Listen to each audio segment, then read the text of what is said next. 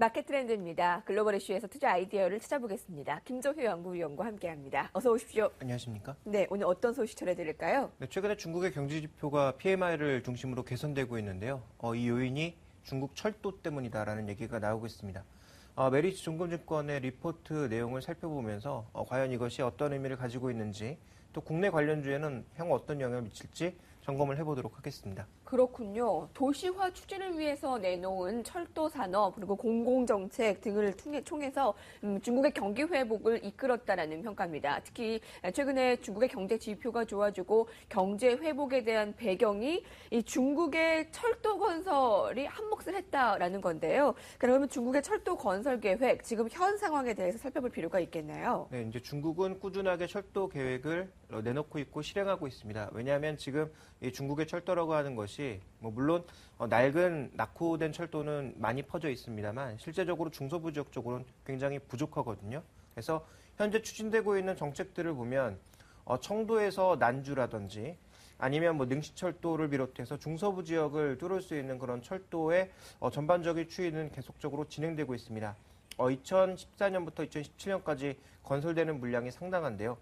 대부분 GDP에 대비해서 그렇게 큰 물량은 아니라고 보여지지만 충분히 GDP 영향을 줄 만한 그런 요소들이기 때문에 이런 고정 투자가 향후 얼마나 증가하는지는 굉장히 중요한데요. 추가적인 내용들이 더 있습니다. 그래서 보시면 지금 보시다시피 지역별로 봤을 때 이 동북부 지역 쪽으로만 굉장히 철도가 많이 퍼져 있는 상황인데요. 이번 계획들은 전체적으로 중서부 지역 쪽으로 더 범위를 넓혀나가는 그런 영역이라고 볼 수가 있겠죠. 그래서 이쪽 중서부 지역 쪽에 개발을 하기 위해서 가장 필요한 것은 교통 인프라가 가장 우선이겠죠. 그러니까 교통 인프라가 되어야 도시화도 진행될 수 있는 거고요. 물류와 관련된 여러 가지 상황들도 진행될 수 있기 때문에 현재 계획은 이쪽으로 집중되고 있다라고 봐야 될 것 같고요.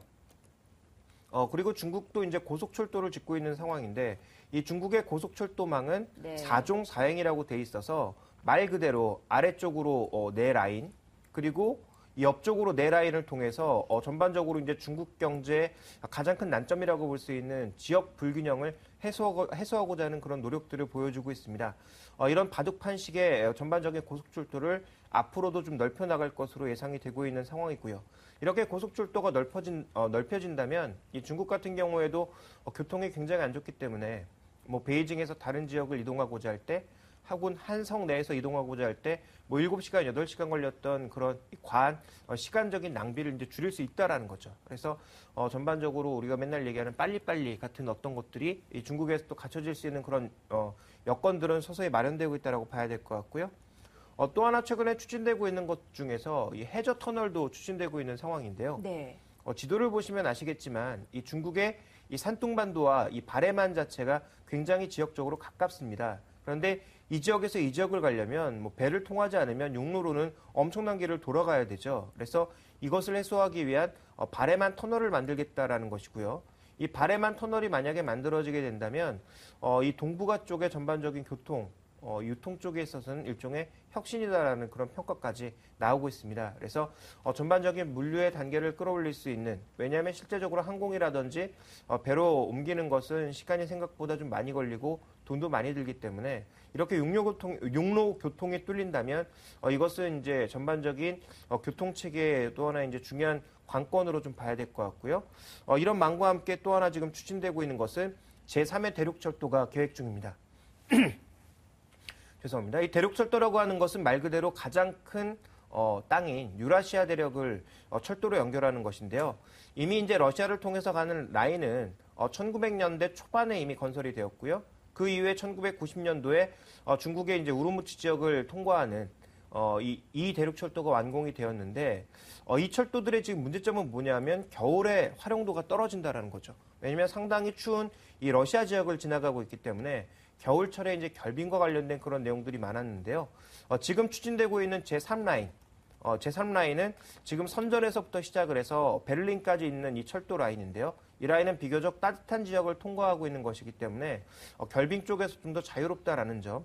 그리고 이것이 연결이 되게 되면 중국의 중서부 개발과 함께 추가적인 이 물류의 혁신을 가져올 수 있다라는 측면에서 긍정적인 요인이다. 그래서 상대적으로 이 모스크바를 통하는 라인이나 우즈베키스탄을 통과하는 라인보다 날짜가 더 짧아진다라는 거죠. 그래서 베를린 함부르크까지 가는데 한 16일 정도가 걸린다라는 측면에서 이런 여러 가지 철도 계획들이 현재 중국 경제를 미끌어주지 않을까, 그리고 중국 경제의 침체를 막지 않을까, 이렇게 좀 판단하고 있는 것 같습니다. 네, 땅덩이가 그렇게 넓은데 이런 철도 건설의 활성화가 된다면, 철도 건설의 유지가 활성화된다면 그 효과는 참 클 텐데요. 그 효과에 대한 전망, 그리고 현재 업체별의 대응 상황은 어떻습니까? 네, 현재 지금 철도 투자가 확대된다면 우리가 크게 세 가지 효과 정도를 예상해 볼 수 있습니다. 가장 먼저 볼 수 있는 것은 기존에 이제 중국 경제의 가장 큰 문제 중에 하나가 재고죠. 이 재고를 소진할 수 있다라는 겁니다. 철도 건설을 통해서 이 건설업이라고 하는 것이 경기 부양 효과가 크다 보니까 그와 관련된 고용 창출과 함께 철강을 비롯한 대부분 원자재에 쌓여 있는 재고도 소진할 수 있는 상황이고요. 조금 전에 말씀드렸던 것처럼 고속철도나 철도가 만들어지게 되면 대량으로 나를 수가 있기 때문에 물류 비용이 감소하는 효과를 가져가게 되죠. 그러면서 이제 도시화라든지 향후 소비 확대와 같은 그런 부수적인 효과까지도 장기적으로 얻어볼 수가 있는데요. 이런 효과들을 얻을 수 있기 때문에 실제적으로 중국 경제에는 어떤 영향을 미치느냐를 잘 살펴봐야 될 텐데요. 중국 경제가 그동안 투자를 통해서 성장을 했지 않습니까? 그래서 GDP의 고정자산 투자 기여율이 생각보다 굉장히 높은 상황입니다. 특히 2008년, 2009년도에 세계 경제가 금융위기로 침체에 빠졌을 때 지방정부의 고정투자가 크게 늘어나면서 부동산 투자가 늘어나면서 GDP 기여율이 무려 80%에 달하는 모습을 보여줬는데요.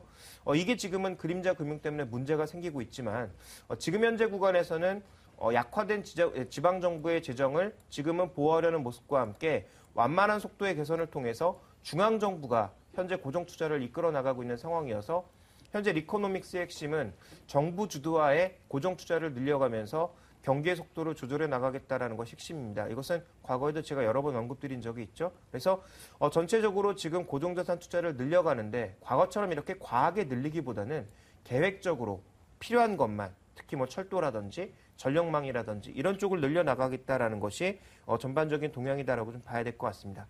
또 하나 좀 살펴봐야 될 것은 이 중국의 지금 철강업체들은 최근에 철강성 수입을 급속하게 늘리고 있습니다.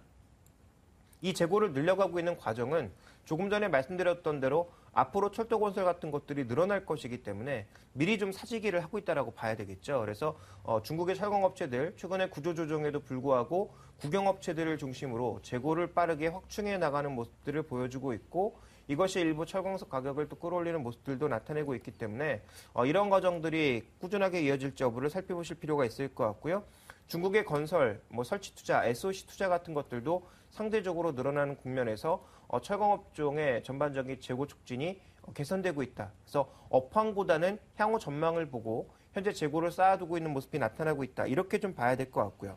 그 다음 우리가 좀 살펴봐야 될 것은 철도 투자가 늘어나게 되면 철강금속 투자도 상대적으로 늘어날 수밖에 없기 때문에 이들 업종 쪽에서는 꾸준하게 지금 준비를 하고 있다라고 좀 봐야 될 것 같습니다. 네. 그래서 전체적으로 업종별 동향은 향후 전망을 보고 미리 대비하고 있는 추세다라고 봐야 될 것 같고요.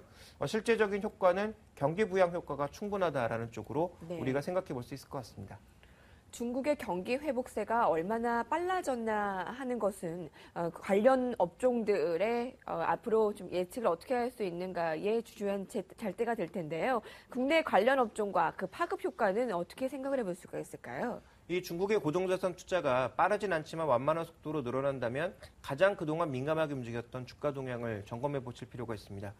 대표적으로 우리가 좀 살펴볼 수 있는 게 철강업종과 비철금속 업종이거든요. 왜냐하면 건설 투자 쪽에서 원재료를 가장 많이 쓰는 쪽이기 때문에 시멘트라든지 상대적으로 이제 철강 쪽의 움직임이 좋을 수밖에 없는데 준비된 그림을 보시면 중국의 고정자산 투자가 줄어들면서 한국의 철강금속 업종의 주가 동향도 동일하게 내려왔다라는 거죠.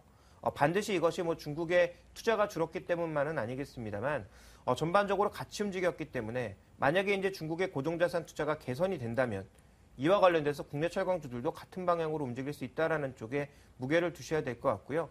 비철금속 업종도 마찬가지입니다. 그래서 전체적으로 같이 움직였던 차트이기 때문에 이 중국의 고정자산 투자의 개선을 보면서 이들 업종에 대한 관심을 조금 가져갈 필요가 있겠다. 그런데 상대적으로 비철금속 업종은 시멘트가 대부분이기 때문에 중국의 영향은 거의 제한적이다라고 봐야 되겠죠. 그렇다면 좀 더 우리가 이쪽에 포커스를 맞춰볼 필요가 있을 것 같고요. 단기적으로 봤을 때는 그러면 철강 쪽이 가장 유명하다면 기술력을 가지고 있고 충분한 물량을 수출할 수 있는 포스코가 단기적으로는 가장 주목해 볼 만한 종목이 아닌가 생각을 해봐야 될 것 같고요. 장기적으로 봤을 때 이 철도를 왜 만드는 것이냐? 지금 중국 GDP의 기여도에서는 투자보다는 소비가 더 많이 올라가고 있습니다. 그러니까 도시화를 통해서 소비를 촉진하고 내수를 촉진하고자 하는 것이 중국 정부의 궁극적인 목적이죠. 그렇다면 장기적으로 봤을 때는 서부 개발에 따른 부수 효과들, 결국은 중국 정부가 추진하고 있는 가장 궁극적인 목적인 소비 증가에 발맞출 수 있는 그런 종목군들에 대한 관심을 이어나가시는 것이 투자 전략이라고 볼 수가 있겠고요. 한 가지 이제 주의점을 말씀드리자면 과거 이제 2003년도부터 2007년도까지 중국 경제가 좋아지기 시작할 때 철강주들이 정말 급등을 했거든요. 네. 그런데 이제 그만큼의 수익률을 기대해도 되는 것이냐라고 물으신다면 X입니다. 절대 이제 그 정도는 안 될 것 같고요. 이 중국 업체도 이미 충분히 과잉 투자된 상황에서 이들의 재고를 먼저 소진해 줘야 되기 때문에 국내 업체들에 미치는 긍정적인 영향은 과거 2007년도, 2008년도에 차화정이 크게 이끌고 철강주들이 이끌었던 그 정도의 상승세를 기대하기는 힘들다. 그래서 제한적인 반등을 이끌 것이다 정도를 생각해 보시는 것이 좋지 않을까 이렇게 판단하고 있습니다. 네, 오늘 중국의 건설 계획에 따른 철도 계획에 따른 의미 그리고 관련 국내 증시의 업종들까지 알아봤습니다. 김종효 연구위원과 함께했습니다. 고맙습니다.